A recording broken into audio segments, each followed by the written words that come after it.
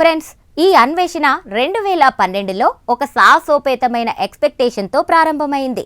Ecuador దట్టమైన అడవుల్లో పరిశోధనలు చేస్తున్న బృందానికి ఊహకందని రీతిలో టన్నుల బరువున్న రాతి సుత్తులు, గొడ్డళ్లు లభించాయి. ఇక్కడ షాకింగ్ విషయం ఏంటంటే, ఆ గొడ్డళ్లను కనీసం ఒక్క అంగళం కదపాలన్నా ఒక సామాన్య మనిషి వల్ల కాదు. అవి కేవలం భారీ కాయలు మాత్రమే వాడడానికి వీలుగా తయారు చేసినట్లు ఉండడం అప్పట్లో అంతర్జాతీయ ఆర్కియాలజిస్టులను ఒక్కసారిగా ఉలిక్కి పడేలా చేసింది. అక్కడున్న పిరమిడ్ లాంటి నిర్మాణం అక్షరాల 80 డిగ్రీల వాలుతో మనుషులు నిర్మించలేనంత భారీ శిలలతో తయారైంది. ప్రతి రాయి అక్షరాల 2 టన్నుల బరువుంది. మరో షాకింగ్ విషయం ఏంటంటే, అంత దట్టమైన అడవుల్లోకి ఆ రాళ్లను ఎలా తీసుకొచ్చారు?